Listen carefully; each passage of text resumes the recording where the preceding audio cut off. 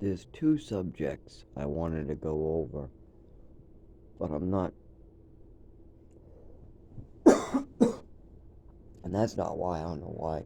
I just coughed because it's been shakes, cold, bathroom, a lot of cold. The air's been better, but I always have a choice. I either can have bad air because of the landlord's choices, and I can close my windows and be warm and get sick from the landlord, or I can open the windows, let fresh air through, run almost no heat because we don't have a lot of money, and then what my mother and father did to me will hurt me. So I either can be hurt by mold spores that the landlord refuses to take care of and is hurting people, or I can open the windows up, just two of them in the house, let air flow through it so any mold that builds up is just replaced and out. You still get a little sick because with this much mold, when you sleep next to it, even if you have three windows all open, if you're sleeping next to a big pile of mold that's alive and it just rained and it's a warm morning and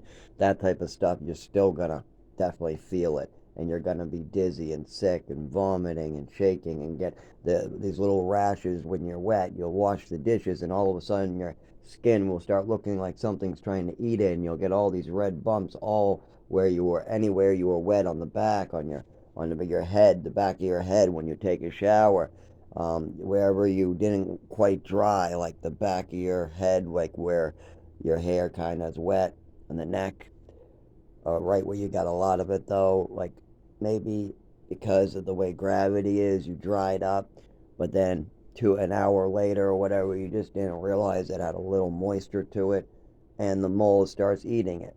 Now, this black mold fungus tries to eat everything.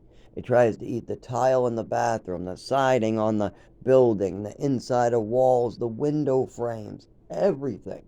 I got videos and pictures of it in every room. Now, it grows very easily on a lot of stuff, but it obviously doesn't like salt and bleach. So, I've been able to use that to my advantage. But again, I either can be hurt by mold spores that the landlord just wants to leave there, that he knows is there. He's known water's been leaking in his building for way over 10 years. Not leaking, sorry, water falling. He has waterfalls coming in from things like this. See that? I did the foam to stop gallons. I turned gallons into a leak. So it was a giant waterfall. Now it's a leak. So I did that. And that hole actually doesn't matter. That hole over there was a giant gaping hole. I'm just showing that the foam, how far it goes through. But the foam doesn't do the trick anyways. I could fill that hole with foam. That's not the point. The point is that there's a hole.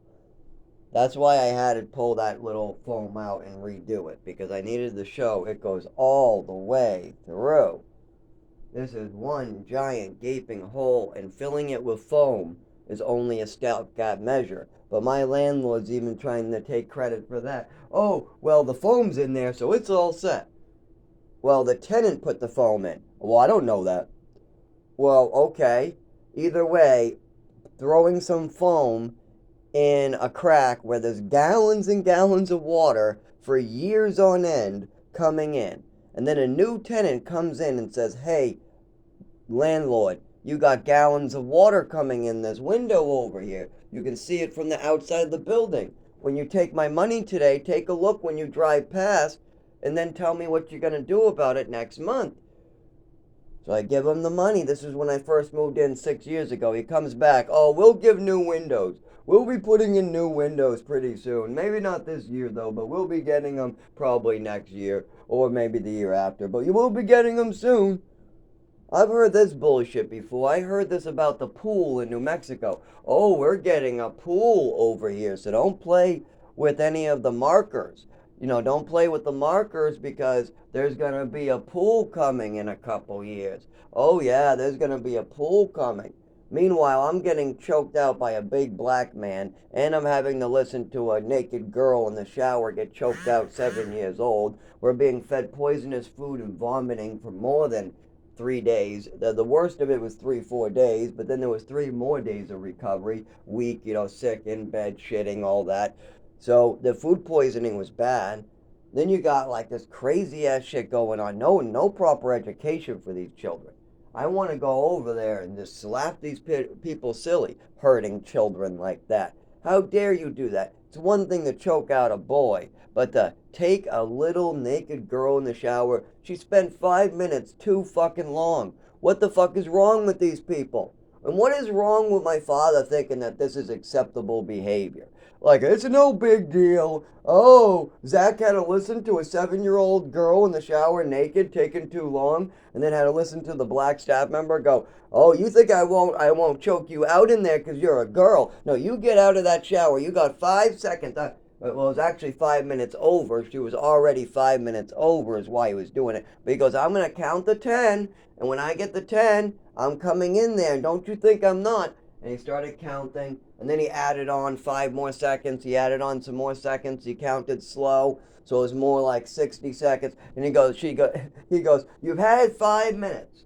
I'll tell you what, I counted already.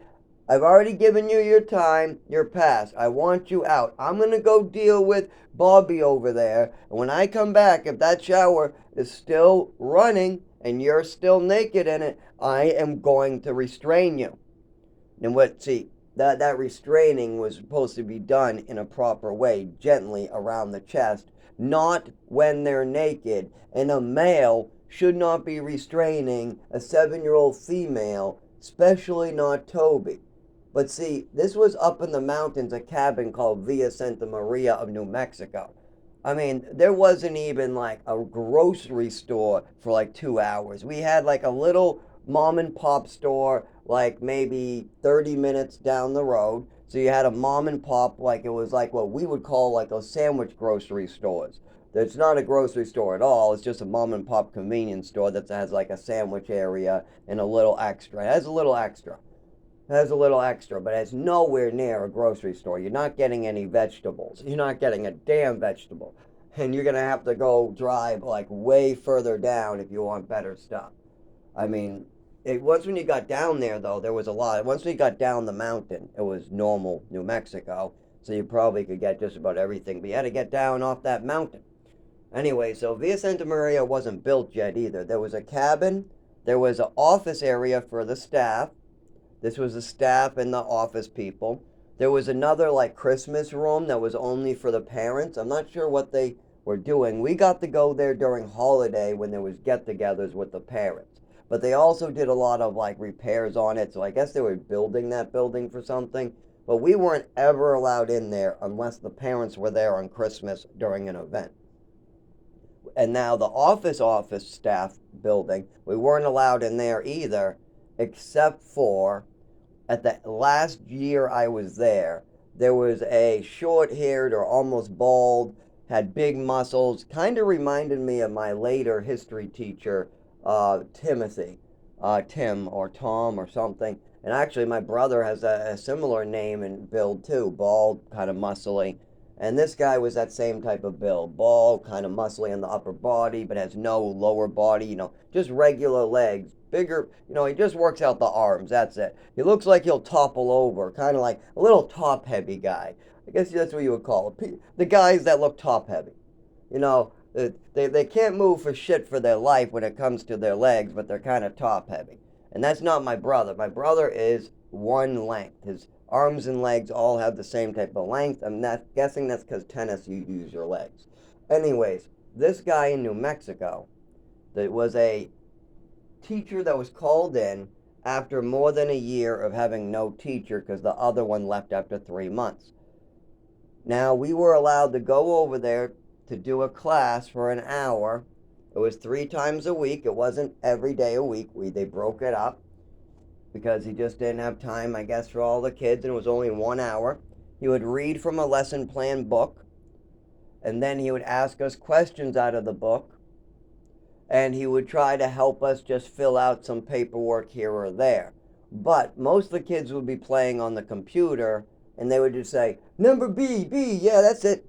And that's about all their I was liking it. I kind of enjoyed taking these classes.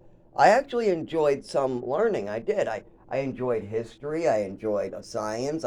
But as I got further and further behind, and I had so many blanks, and the teachers expected me to just know stuff that my parents wouldn't let me go to learn.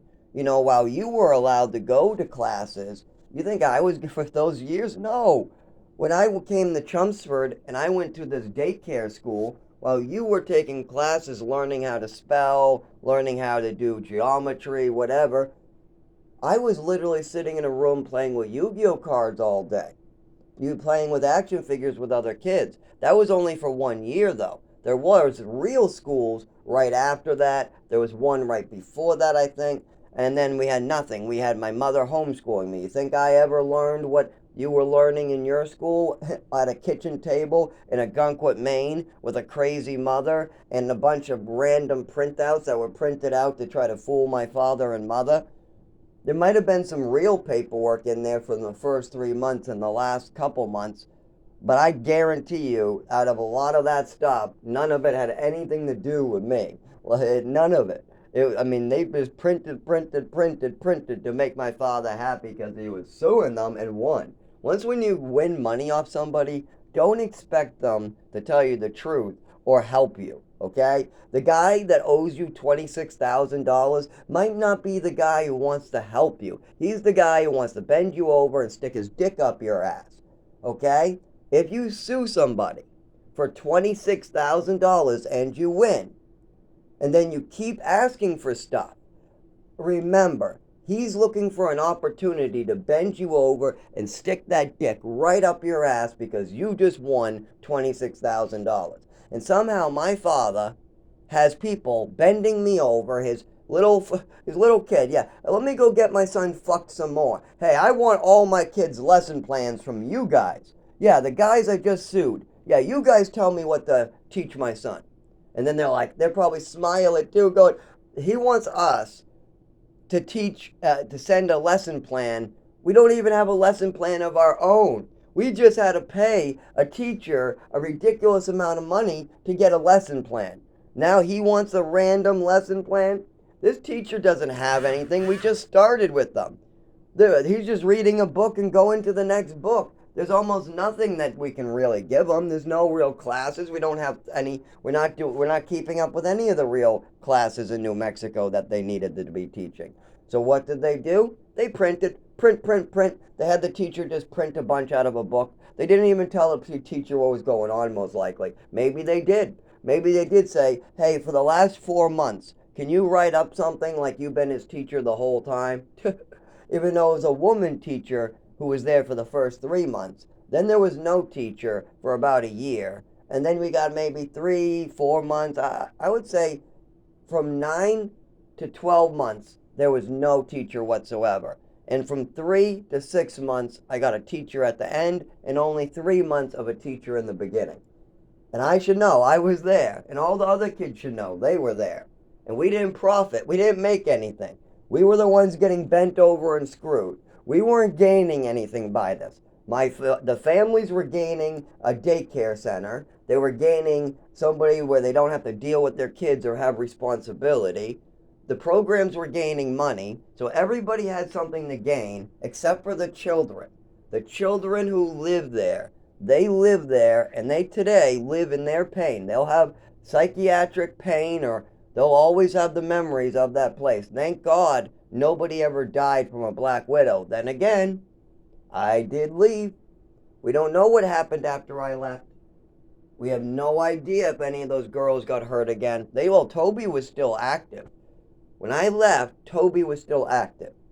My father sued, and that probably got Toby fired, but he already was in trouble multiple times previously. He already got parents upset before. That's why he was put on the night staff. You could hear staff talking about it. And then, on top of that, because nobody wanted to work there, it just wasn't built yet, they would start there, they would spend a couple months, then the staff member would leave. But there was a couple regular staff members. So they had staff members, but they were running out of ones that could actually be there all the time and be in front of this many kids. So they pulled night staff, Toby, onto the day staff because he so badly wanted more money He was talking about getting a nice new house. He used to bring the kids there to show, see the big house? You guys are paying me for that house. Yeah, you guys are paying me. Now, what the hell does that mean? You guys are paying me. We're fucking 7, 8, 9. You got 9-year-olds running around a big van going, I touched you, I touched you. Look at the big van, I touched you. Oh, Toby's mad. Don't let him hurt you. Don't let him hurt you. Toby's mad. What do we do? My dog yelped. Well, we don't know why. Yeah, somebody will get a holding when we get back. It was just so ridiculous. And his holdings weren't holdings, they were chokings. He would cut off your windpipe, cause bruises on your upper arms. I mean, it was just horrific. And the fact that he was willing to force food that he knew was bad. See, the fact is, he knew it was bad. He knew the fridge went bad. It had no power. He knew that the eggs in the milk were definitely the worst of it. And yet that's what he served us. The eggs and the milk. That was by far the most rotten thing in that fridge.